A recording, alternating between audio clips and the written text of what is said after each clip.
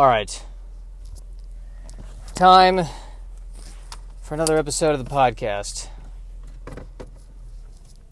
Heretofore known as JoshCast, though it was known before as JoshCast, so there's really no change. Out of gas. That's how I feel today. I did the historical roast yesterday, and I think I was the worst one on the stage. I really do. I didn't do badly, but I didn't embrace entirely, I feel. Now I'm being flower. I didn't have the jokes. I didn't have enough jokes. I didn't spend enough time on it. So I don't feel good about it.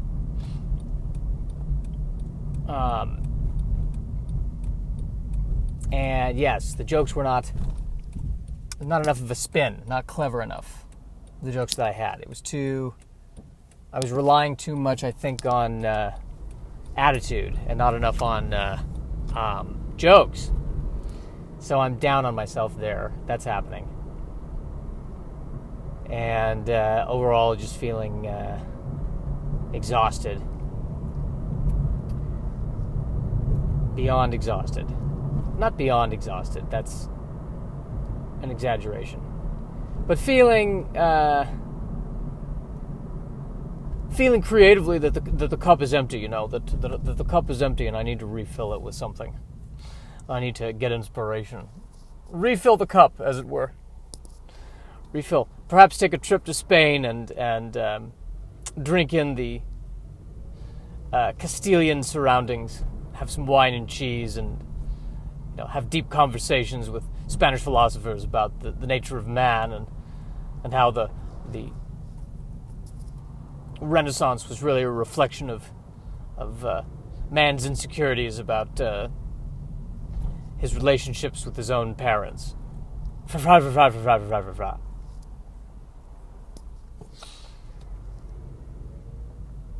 Or maybe I just need to get laid.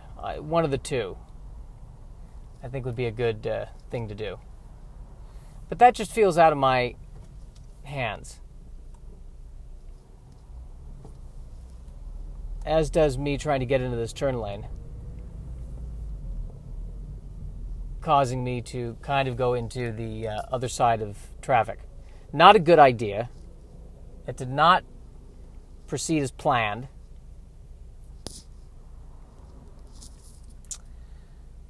But, and then I found myself not having dinner yesterday, or not having had dinner. And I was trying to figure out something to eat that was healthy, so I ended up getting this trail mix with the dried fruit, which I suspect is not healthy, or at least I could tell it's not healthy by the way my stomach punished me for my decision.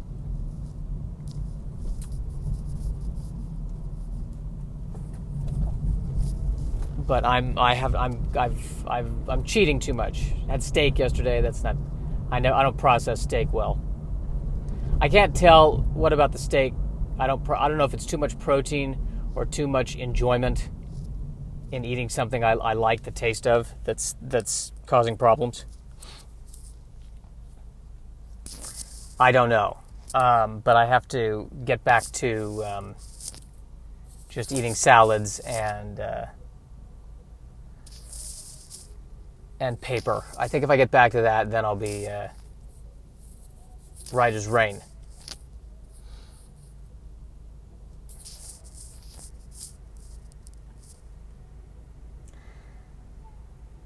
I've also been trying to talk more about my feeling of anxiety. And I think the problem, or one of the problems with me talking about this on stage, is that I don't have a solid feeling about it, other than anxiety. But there's more to it. That I gotta make a statement on how I feel about having anxiety and the obsessive compulsive disorder and the mild depression. And I think my take on it is that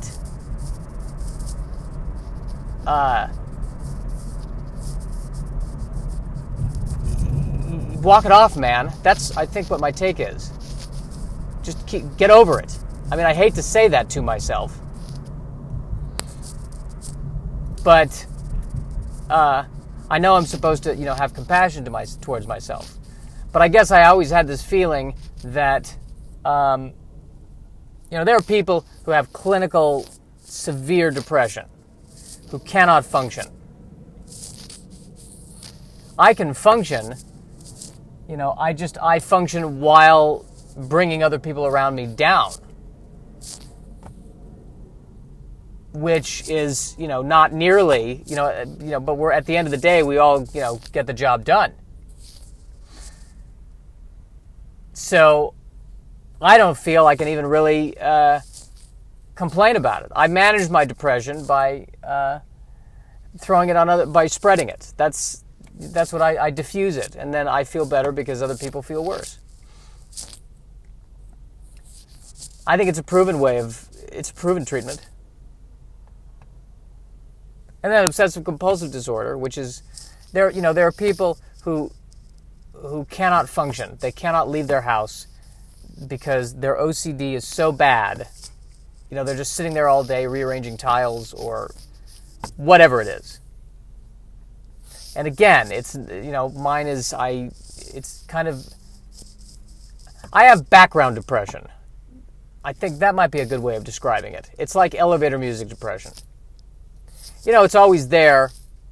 Rarely does it blast in my ears. Maybe once or twice a year does it get...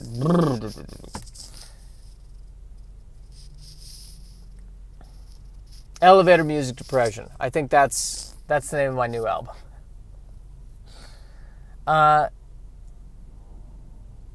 When does it get bad? It does get bad. It gets bad when... if there's a professional setback that happens, it gets bad if I do something that I feel really guilty about. Actually, the more I talk about it, the more it doesn't take much for it to get bad. This might be more than elevator music depression we're dealing with here. I think the other thing that could be happening here is that I don't even feel that I can validate having all this without a doctor saying, no, it's major depression. Like self-diagnosing doesn't mean as much. But I have to say that the one thing so far keeping me going over the edge has been my pure unbridled narcissism. The voice in my head going, but you still might make it famous. There might still be a chance that you'll get on the cover of Esquire. Maybe. And I really got to thank God for that ridiculous, ridiculous voice.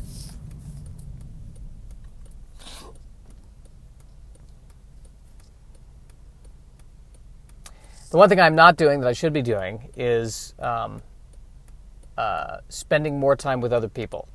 It's very bad, people have told me, when dealing with depression or with anxiety, with dealing with any of this, to isolate. And yet I continue to do that. Why do I continue to do that, Josh? There's a part of me that wants to figure it out for myself.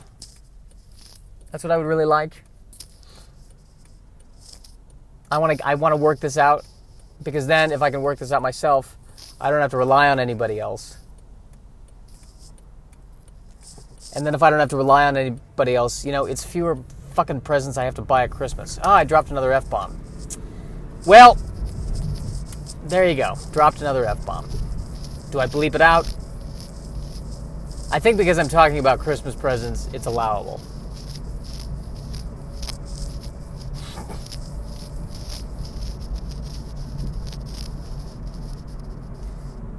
There's a place called Project Cannabis. There's 2 people waiting in line, waiting at the door, raring to get in to Project Cannabis. Can you blame them? I can't.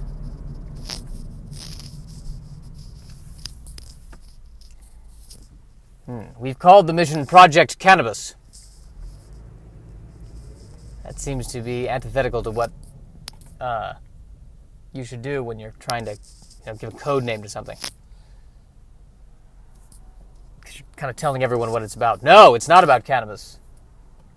It's about trans fat. They'll never know. Oh, all right, well. You're smart.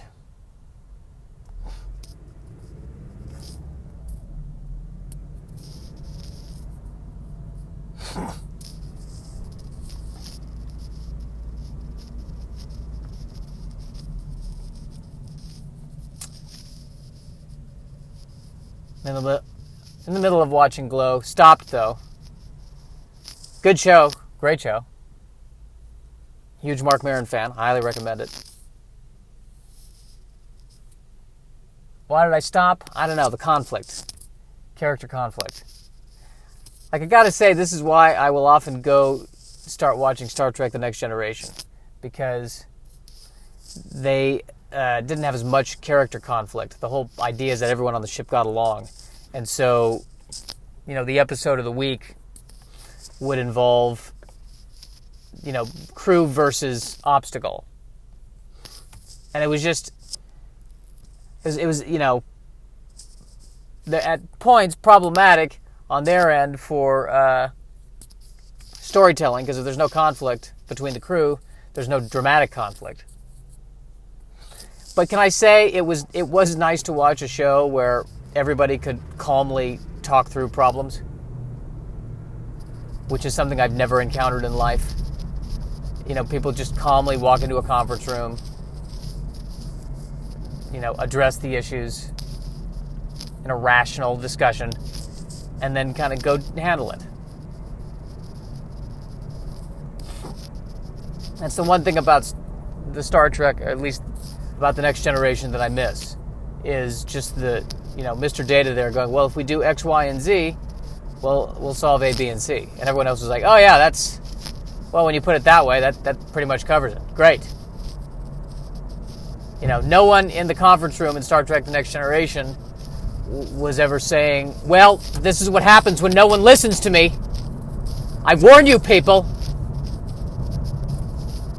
Ah, God, we're going to have to pay insurance. The insurance is going to go through the roof because of this. It's going to damage the ship. It's going to damage the ship. We might have to resell this ship one day.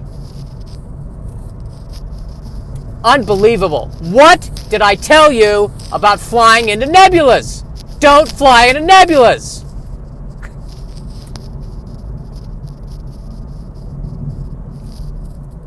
So that was refreshing.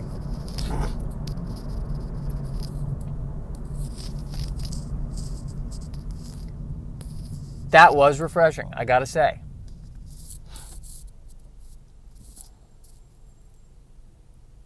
Sports cars, man. Sports cars.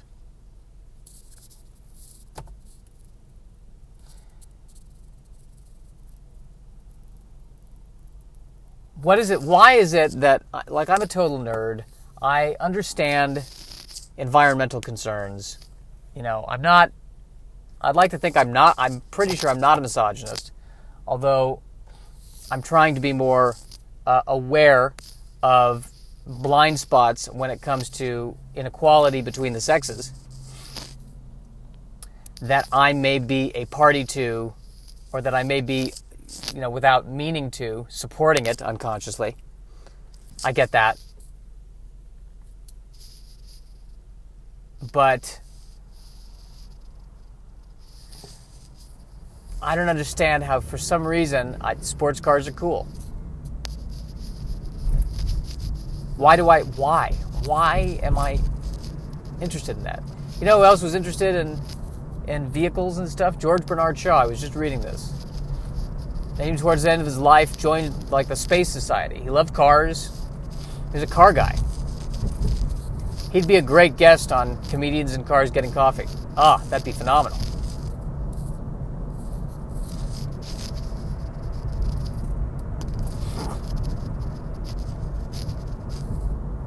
I'm a huge Shaw fan. Although I think when he was flirting with saying that dictators might be right, That might have been a wrong path. Might have been a little bit of a dead end there. All right, now I'm going to point this out. The car next to me is a driver's education car. Student driver, and it's a Prius. Now, while I respect the fact that they're trying to help the environment, is it wise for a student driver to be driving a silent car? Just throwing that out there. Just throwing that out there, America. At least put a bell on it, like a cat.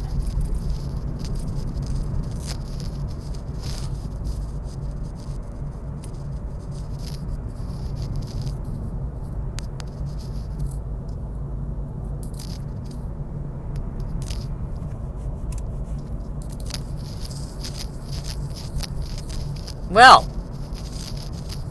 this podcast is starting to feel productive.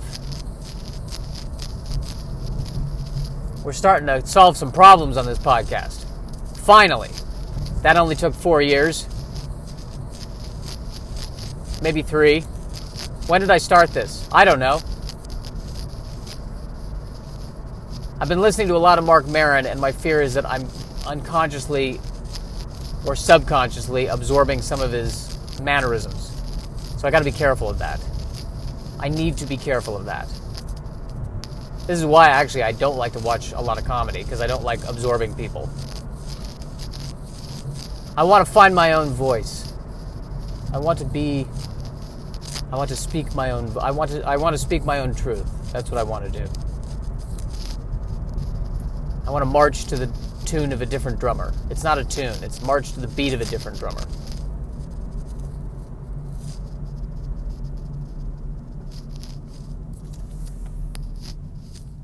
You know the weird thing about that phrase, march to the beat of a different drummer? I mean, if I'm marching to the beat of a different drummer, I'm still following somebody else. Shouldn't I be making my own beat? Shouldn't I be my own drummer? He marches to the beat of a different drummer. So he just follows blindly somebody else that fewer people follow. What are we saying with this phrase?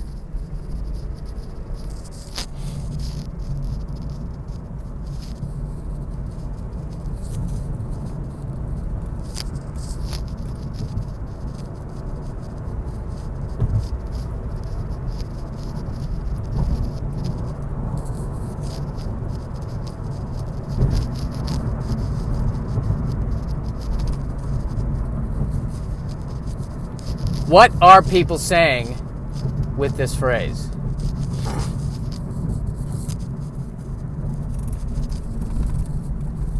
That is truly an excellent question. What are people saying with this phrase? Well, now I'm just trailing. I'm just trailing blindly. But I'm about to park. I feel good about this podcast. This was, we accomplished a lot on this one. I like where we're going on this podcast. I like the vibe of this one. I approve of this one. I give this one a solid C-.